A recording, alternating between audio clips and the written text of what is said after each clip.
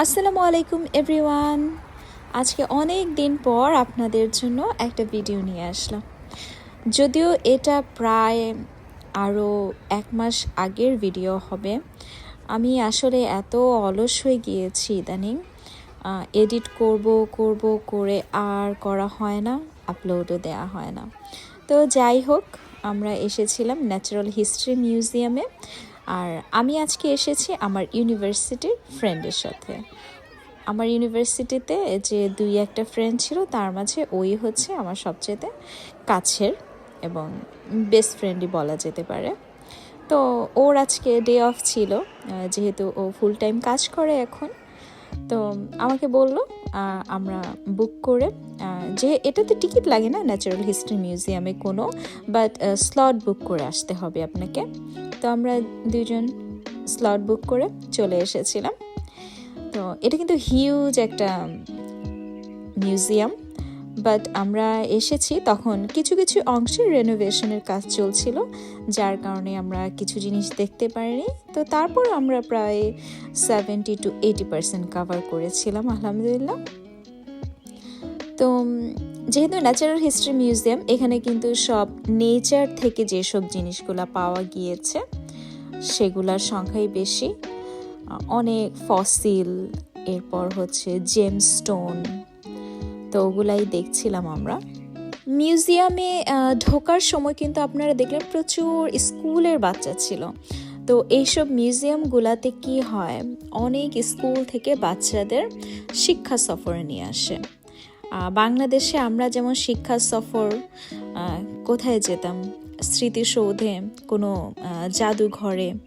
আর এখন তো বাংলাদেশে শিক্ষা সফর মানে হচ্ছে বিভিন্ন পার্কে যে ওয়াটার অ্যাক্টিভিটি করা, স্পোর্টস করা, এইগুলাই।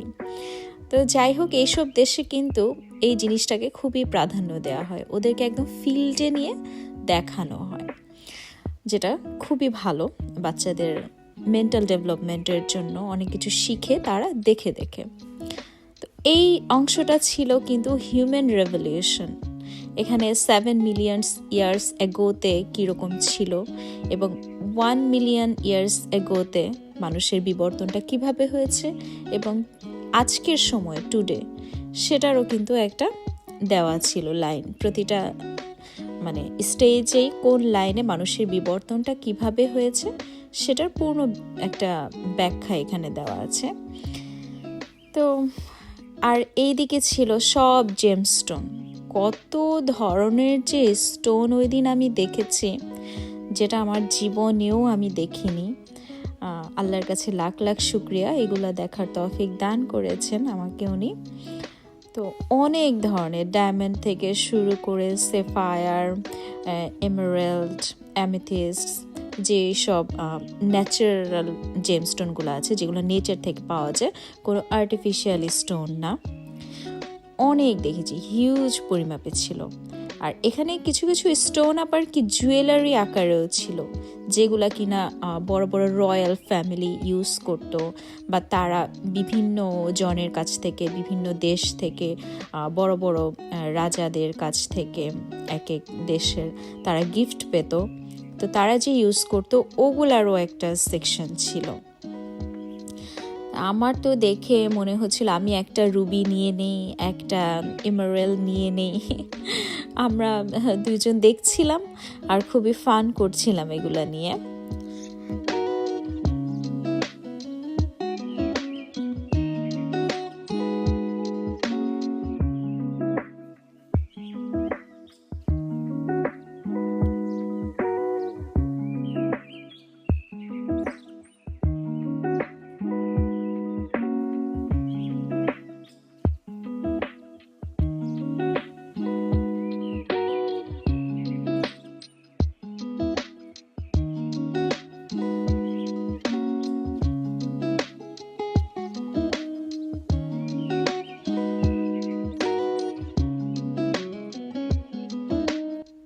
আর এইখানটাতে কিন্তু আমরা অনেক মূল্যবান একটা স্টোন দেখেছি, যেটা কিনা আমরা মুভিতে সবসময় শুনে এসেছি, আর সেটা হচ্ছে Kohinoor.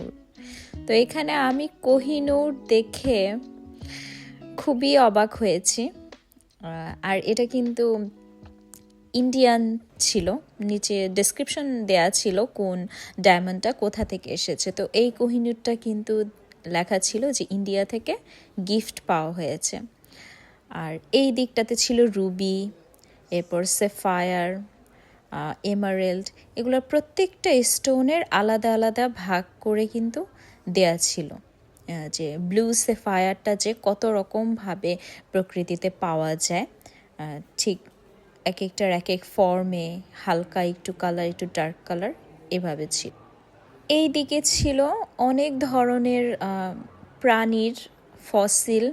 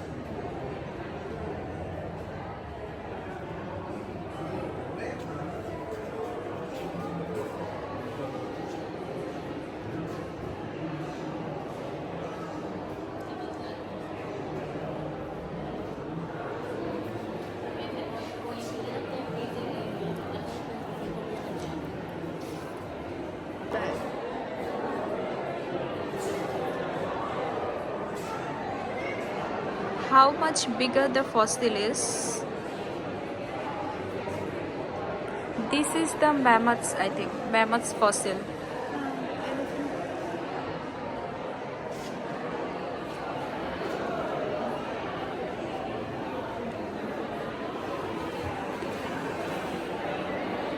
Someone dropped a pencil.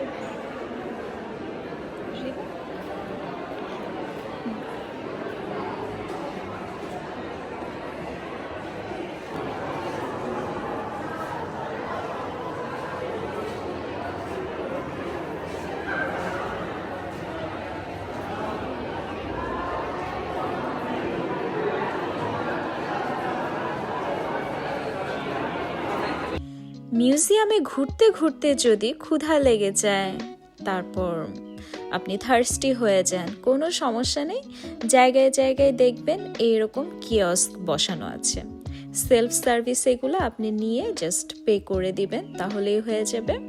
তো এখানে স্যান্ডউইচ, এরপর বিভিন্ন drinks, soft drinks I mean, আর মাফিন, কি বলে ব্রাউনি, এই টাইপের জিনিসপত্র ছিল। তো এখানে একজনের স্ট্যাচু দেখতে পাচ্ছেন, ইনি হচ্ছে আমরা যে বায়োলজিতে পড়েছি চার্লস ডারউইন, প্রকৃতি তত্ত্ববিদ ছিলেন তিনি, তো তার কিন্তু একটা স্ট্যাচু ছিল এই জায়গায়। তা আমরা এরপর উপরে চলে যাব এই পাশটাতে, আমরা তো এতক্ষণ উপরেই ছিলাম, ডান দিকে ঘুরেছি, নিচে ঘুরেছি, এরপর এই সিঁড়িতে উঠে লেফট সাইডটা এখন আমরা ঘুরবো, যেখানে বার্ডস সেকশন আছে।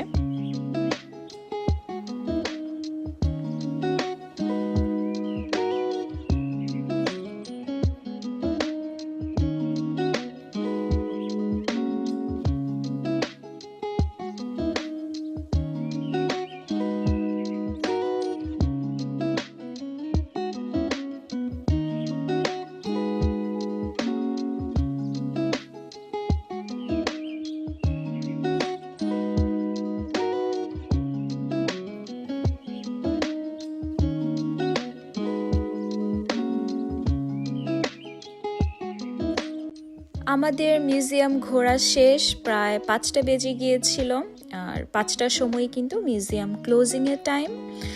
তো আমরা বের হয়ে হেঁটে হেঁটে এখন বাস স্টপের দিকে যাচ্ছিলাম, আর প্রচণ্ড হাংরি হয়ে গিয়েছিলাম দুইজনই, চিন্তা করছিলাম যাওয়ার, আমরা সেন্ট্রালের দিকে যাচ্ছি, তো সেন্ট্রালে যেয়ে খাবো নাকি তার আগেই খাবো। হঠাৎ দেখলাম রাস্তার অপোজিটে চায়ওয়ালা, তো যেহেতু আমার ফ্রেন্ডকে আমি অনেকবার চায়ওয়ালার কথা বলেছিলাম, তো ওর ইচ্ছা ছিল ও চায়ওয়ালাতে খাবে, তো আমরা গেলাম। এটা ছিল কিন্তু সাউথ কেনজিংটনে।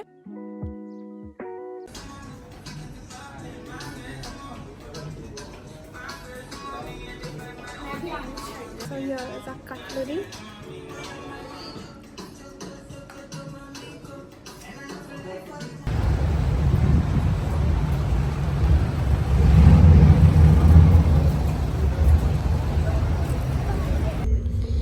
বাসে উঠে বসে পড়েছি আমরা, যাচ্ছি সেন্ট্রালের দিকে। সেখানে যে আমরা ক্যাফে লেটোতে যাব এরকম একটা প্ল্যান আছে। আমি এর আগে গিয়েছি, ও গিয়েছে, কিন্তু আমরা একসাথে কখনো যাইনি। তো আজকে একসাথে আমাদের ডেজার্ট ট্রাই করার প্ল্যান।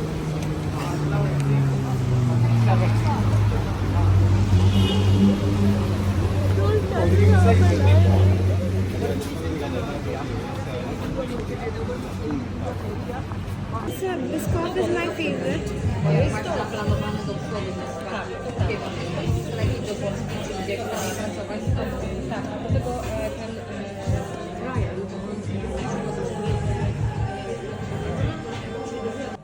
আমি একটা জিঞ্জার অ্যান্ড স্পাইসেস এই টিটা অর্ডার করলাম। এর আগে আমি নর্ডিক কি বলে লিংবেরি অ্যান্ড মিন্ট ওইটা ট্রাই করেছিলাম, তো এবার ডিফারেন্ট একটা নিলাম। আর এখানে আমরা আমাদের কেক চুজ করতে এসেছি, তো অবশ্যই তো মিল্ক কেক নিব। আর সাথে আরেকটা ক্যারট কেক নিয়েছিল আমার ফ্রেন্ড।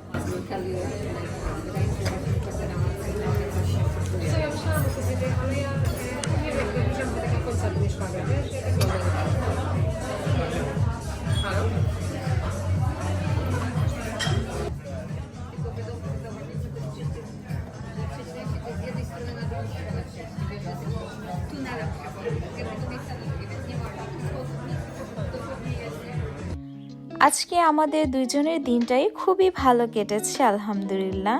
খুব সুন্দর কোয়ালিটি টাইম স্পেন্ড করেছি আমরা। তো আমরা খানা দানা শেষ করলাম, আর আমার হাজব্যান্ড এখান দিয়ে ফোন করলো যে ও অন দ্য ওয়ে আমাকে পিক আপ করতে আসছে। তো ও কাছাকাছি চলে আসলেই আমরা এখান থেকে বের হয়ে যাব, আর প্রিয়াঙ্কা ওর বাসায় চলে যাবে। তো আশা করি আমার ভিডিওটা আপনাদের সবার খুব ভালো লেগেছে। সবাইকে খুব বেশি ধন্যবাদ ভিডিওটা দেখার জন্য।